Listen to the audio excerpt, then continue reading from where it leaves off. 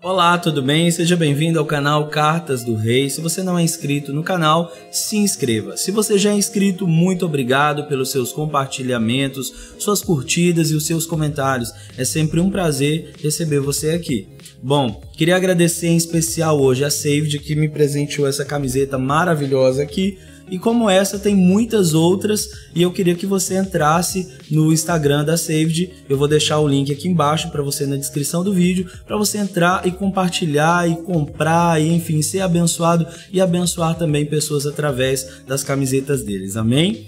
Bom, hoje nós vamos falar de um tema muito interessante que é sobre missões, algo que arde particularmente no meu coração. Será que nós temos sido um país missionário? Será que a igreja brasileira tem se envolvido com missões? Essas e outras perguntas nós vamos tratar com a nossa convidada de hoje.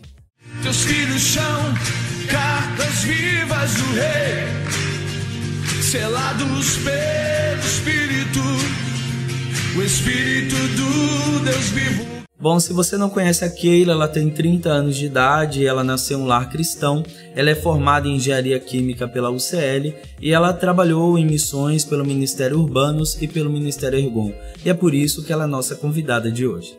Keila, seja muito bem-vinda ao canal, é um prazer ter você aqui com a gente. Obrigada, pastor, prazer todo meu.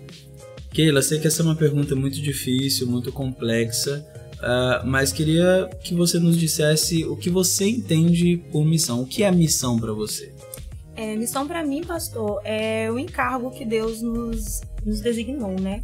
A grande comissão de Jesus Cristo em Mateus 28, em Marcos 16, aquilo em que ele confiou a nós. Ele veio com uma palavra, discipulou, deixou os seus apóstolos e deixou um encargo para eles de continuar transmitindo aquela palavra. E hoje nós ainda estamos com essa missão, né? Até que ele venha, nós precisamos estar levando a mensagem dele de amor à pessoa que ele é. Então, para mim, missões é isso, é levar, é algo. Toda pessoa que tem uma missão, ela tem um encargo, ela contém um conteúdo em que ela precisa enviar, precisa entregar algo a alguém, é dar continuidade à mensagem dele, aquilo que ele veio trazer à terra, a missão dele, a mensagem de amor, as obras em que ele trouxe e principalmente a salvação, que é a reconciliação entre Deus e o homem. Keila, na sua opinião, como a igreja enxerga um missionário? Porque eu tenho essa impressão de que o missionário é como um pedinte para a igreja, como alguém que a igreja não gosta muito, né? Porque geralmente o missionário vem para mostrar os seus projetos e a igreja já bota a mão no bolso. Eu não sei, como na sua opinião a igreja enxerga o missionário hoje? Bom, pastor, assim, não vou generalizar, né? Eu creio que existem hoje igrejas que realmente enxergam o missionário de uma forma diferente, mas até hoje a experiência que eu tive em como que a igreja enxerga o missionário, e de uma grande maioria, né, que eu vejo, é realmente como uma pessoa que, às vezes, até como não tem muito o que fazer. Até isso a gente escuta, né? Ah, essa pessoa tá inventando coisa, quer decorar a igreja com bandeira, quer ficar falando do povo lá da África, quer passar um vídeo e quer ficar pedindo dinheiro, sempre fica pedindo alguma coisa, sempre quer que a gente seja voluntário em alguma coisa lá fora. Então é sempre aquela pessoa que vem exigir uma demanda da igreja. Porque, querendo ou não, a igreja deixa missões, infelizmente, de segundo plano. Então é sempre aquela coisa assim, hoje é o culto de missões. Mas a gente não sabe que essa foi a última ordenança que Jesus Cristo deu a ascender. Então, assim, deveria ser a prioridade, deveria ser a primeira coisa, deveria ser algo normal e não um evento. Mas, infelizmente, é um evento hoje, Missões da Igreja. É um culto especial em que as pessoas se mobilizam por algo, olham fotos tristes de crianças na África passando fome e acabou por ali. Então hoje o missionário, as missões são vistas como algo, muitas vezes, algo distante. Algo que eu estou sendo informado, mas não existe uma transformação dentro de mim. Não existe algo que me modifica em nada. Não existe algo que me acrescenta. Eu estou vendo aquilo, amém. Aquilo é para o irmão que está lá na frente, né? Existem aqueles missionários que são enviados, ou dentro da igreja sempre tem um remanescente que, eu quero fazer missões e fica tentando trazer missionários de fora, tenta trazer cultos missionários, tenta trazer conscientização, mas a resistência é muito grande, é sempre visto como algo, não, O irmão missionário já tá ali, é como se fosse uma cota. Não, na igreja tem que ter um missionário. Se aquele irmão já se voluntariou, glória a Deus, eu não preciso me envolver, já temos um missionário, já é o suficiente. Então eu vejo isso, a igreja ela vê o missionário e as missões como algo distante, como algo que ela não precisa se envolver ou se envolver mensalmente ou anualmente, quando tem o dia de missões mundiais ou dia de missões nacionais. Ali ela vai se envolver e vai participar de um culto e talvez vai doar algum dinheiro se estiver sobrando. Mas normalmente não se envolve muito e isso traz muita tristeza para quem ama missões. Você não acha que é porque a igreja privatizou muitas coisas? Eu costumo dizer que a privatização nasceu na igreja, né? A gente fala, o governo tal... Não, gente, privatização nasceu na igreja. E por quê? A gente terceiriza os nossos trabalhos, né? Por exemplo, o cristão hoje não ora. Por quê? Porque tem um grupo de intercessão na igreja. Ou ele não faz missões. Por quê? Porque tem um grupo de missionários na igreja. Sim. Então a gente começou a terceirizar, a gente começou a fazer o papel inverso. Porque na antiga aliança existia um grupo chamado levitas. A gente via que existia essa segmentação entre o povo e os levitas, as outras tribos e a tribo de Levi. Sim. E eu percebo que no advento de Jesus muda a figura, ou seja, passou a ser uma nação de reis e sacerdotes. Todos agora são sacerdotes. Sim. Todos agora devem entrar no Santo dos Santos todos os dias. Sim. Todos devem oferecer sacrifício. Todos devem orar. Todos devem ser enviados. E eu acho que por conta disso, quando a pessoa olha para um missionário, né, ela tende a jogar essa responsabilidade nele. Isso. E mesmo assim ainda não honrar o missionário como ele deveria. Como, por exemplo, não se ora por missões, não se paga, né, não se oferta por missões. Sim. E também quando se tem um culto missionário, geralmente é um culto mal visto, né? As pessoas não querem estar lá porque elas não querem ser incomodadas. Elas falam, não, mas são imagens muito feias. Sim. Né? São lugares muito feios, né? Parece que as pessoas estão meio alienadas e Sim. querem continuar assim. Né? Sim. Keila, o que você entende sobre missão sustentável? Hoje você tem tido um movimento que, ao meu ponto de vista, é bastante interessante sobre missão sustentável, né? Onde o missionário... para quem não sabe o que é missão sustentável, é quando o missionário ou a missão que está apadrinhando ou cuidando do missionário, ela fica responsável pelo sustento do mesmo, então, ou dos mesmos, né? Eu acho que esse é um movimento que tende a crescer, uma vez que a gente hoje no Brasil tem a vergonhosa marca de dar R$2 por ano em missões. Então isso é vergonhoso para nós como brasileiros. Eu não acho que isso tende a melhorar pelo que eu vejo do Brasil, né? Hoje, cada dia mais, até com ofertas, dízimos, enfim, o brasileiro já tem uma dificuldade enorme. Imagina mais ainda com sustentar o missionário em campo. Então, eu penso que assim, é um movimento que tem crescido. O que você entende a respeito disso? Como que você tem visto isso, né? Então, eu creio que é altamente pontual e efetivo, exatamente pelo cenário exposto.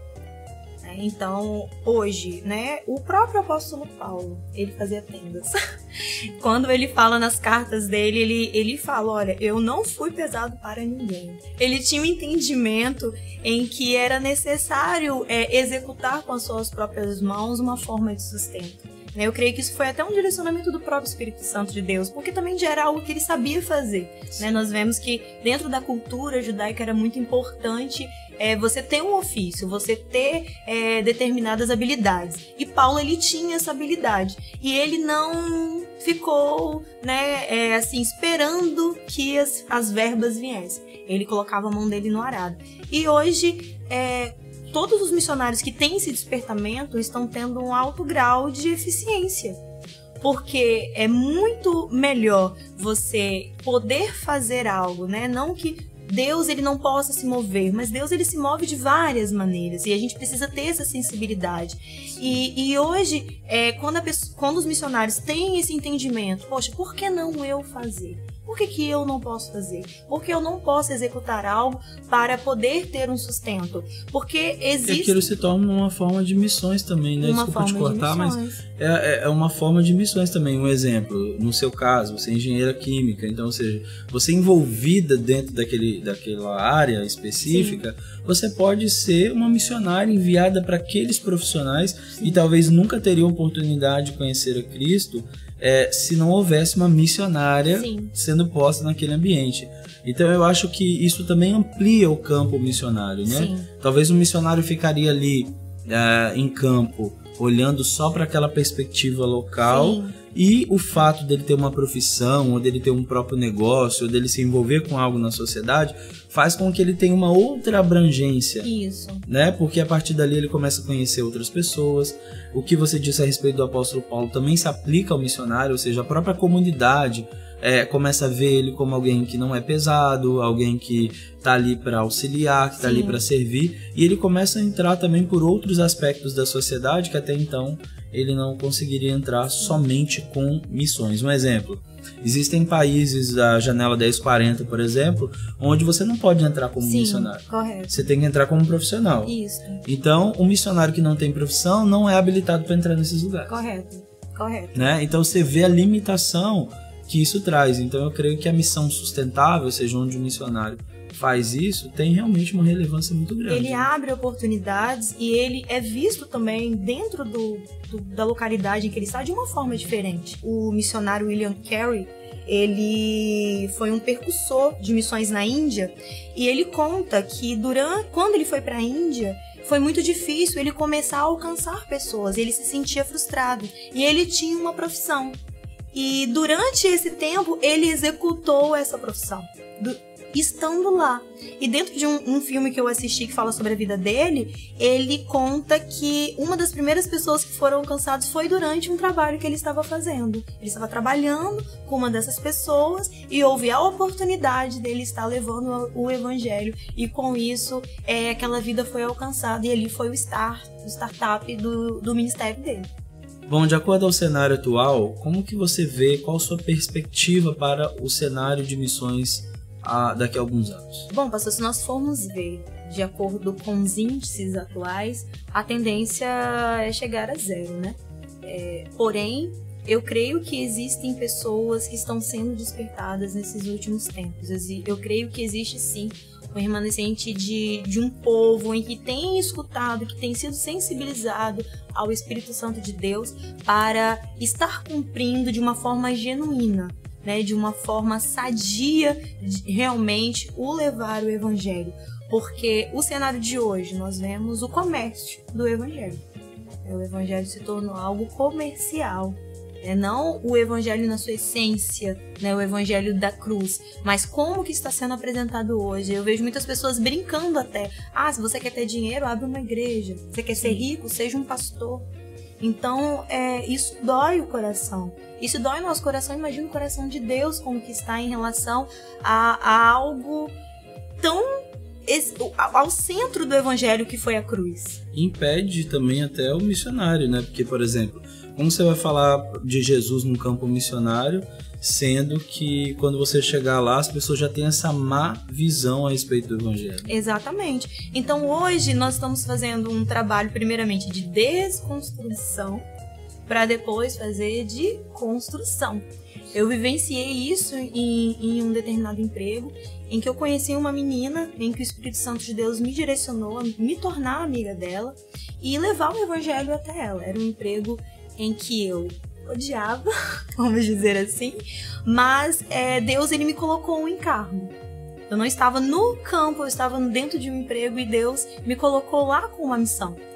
E a minha missão foi aquilo, foi levar o evangelho àquela pessoa. E ela tinha muitas resistências. Muitas. Ela se dizia que nem acreditava em Deus. Por quê? Pelo que ela via, pelo que ela já tinha tido contato, né? Então foi muito difícil, foi muita oração e o poder do Espírito Santo de Deus foi irresistível na vida dela. Mas teve um processo de desconstrução primeiro. Porque os crentes são assim. Não é assim. A palavra de Deus diz assim. Jesus Cristo pregou assim. Então sempre eu tirava os crentes e colocava Jesus. Jesus, o exemplo perfeito é assim. O exemplo perfeito. Não que isso tire a nossa responsabilidade, mas é preciso hoje, para quem atua em missões, dependendo do campo em que ele está, desconstruir aquilo que foi construído, infelizmente, por gigantes da mídia, por gigantes que se dizem pregadores, E, infelizmente, se pessoas não estiverem sensibilizadas ao Espírito Santo de Deus, a tendência é ir a zero, a total banalização. Mas eu tenho convicção, pastor, que existe sim pessoas hoje, né, para quem é envolvido com missões, vê que existem sim pessoas que estão cada vez mais se envolvendo, deixando a paixão, o ardor queimar dentro deles, não aquela chama momentânea, igual o Gregório ele falava, né? Eu não quero ser uma vela ou um fósforo que queime e apague. Eu quero ser algo contínuo. Eu quero ter o fogo contínuo dentro de mim. Então as pessoas que têm esse fogo contínuo dentro deles, é irresistível não ir ao chamado de Jesus Cristo. Então assim, na minha visão, eu creio que o cenário para os próximos anos, em nome de Jesus, tendem a melhorar. Existem pessoas que estão se posicionando e, em nome de Jesus, a palavra do Senhor irá ser propagada em muitos lugares. Amém, eu creio assim também. Todo cristão, na sua opinião, é um missionário? Sim. Com certeza eu deveria ser, né, pastor? É o que diz Spurgeon, né? É o que dizia ele, né? Todo cristão ou é um missionário ou é um impostor.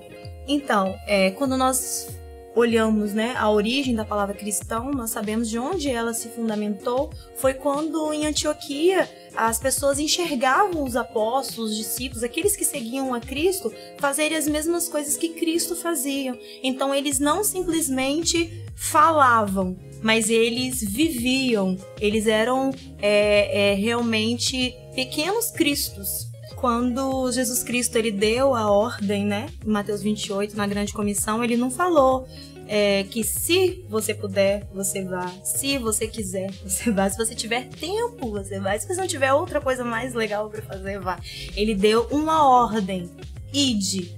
Então esse ide, ele propagou para todos os que estavam ali e vem até nós, né? Como muitos dizem, Atos é o único livro que não acabou. Né, continua ainda. Então todo cristão sim deve ser um missionário, tem que ser um missionário, porque se não for um missionário é um impostor. Keila, quando missões ardeu no seu coração? Então, quando eu tinha aproximadamente 17 anos, não faz tanto tempo assim, eu participava no ano passado, né, Keila? Um pouco mais. Eu fazia parte de uma comunidade que não trabalhava com missões, porém, um belo sábado, se eu não me engano, apareceu o pastor Valdemir, lá, que é da Irgon, que foi onde eu fiz missões urbanas. Quando ele começou a falar, eu fui ficando assim, meu Deus, que isso? E foi como um cupido no meu coração. Eu fiquei apaixonada, meu coração começou a queimar. E eu saí de lá decidida. Eu quero ser missionária. Eu quero trabalhar com missões. Eu lembro que na época meus familiares começaram até a rir de mim. Quer dizer que você vai pra África agora. Quer dizer, sabe? Eu falei, gente, eu não sei pra onde eu vou, mas eu quero ser missionária. Então ali começou, ele proporcionou. Na época eu nem tinha condições de fazer a escola de missões. Ele me deixou como bolsista integral. Fiz a escola missionária com ele. O meu primeiro prático foi com ele. O meu primeiro projeto social foi com ele. Nós tínhamos um projeto social de reforço escolar numa comunidade carente. E assim, foi assim que nasceu Missões no meu coração. Foi através de um homem apaixonado por missões que transferiu essa paixão pro meu coração também. Então ali foi o startup.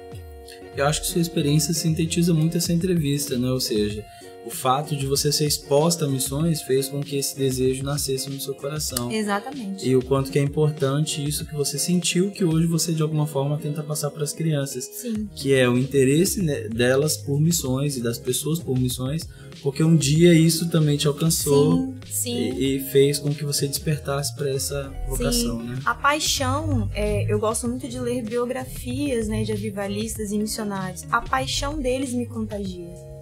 Mesmo que seja por um livro, por um documentário, eu fico apaixonada por ver a paixão deles. Então isso é algo pontual. Você entende quando a pessoa é um missionário autêntico ou quando ele é um impostor.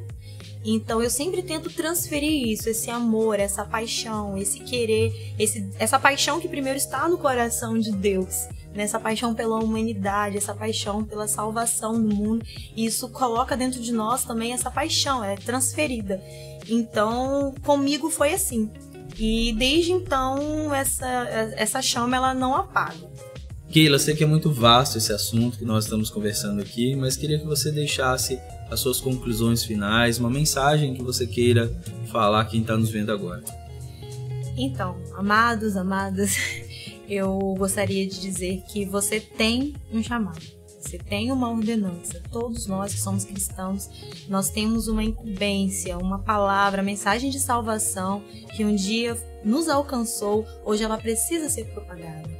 Ela precisa ser propagada de uma forma integral, porque o evangelho ele também é integral.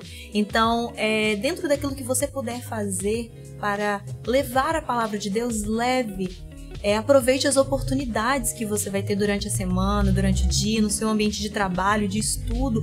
Ore, peça ao Espírito Santo de Deus essas oportunidades. Peça a ousadia do Espírito Santo de Deus, porque isso já está dentro de você. Existe o Espírito Santo de Deus que tem todo o poder para nos capacitar. Ele nos capacita para todas as coisas. E isso é o maior interesse do nosso Cristo, é que nós levemos essa palavra.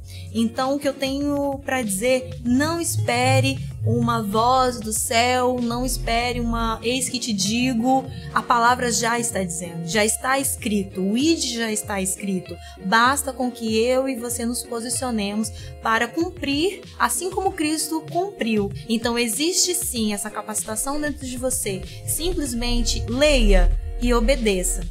Bom, se você gostou desse vídeo, clique no curtir, compartilhe, deixe o seu comentário aqui embaixo também, é sempre muito importante para nós. E você já sabe, se não é inscrito no canal, se inscreva. Deus te abençoe, fique na paz e até mais.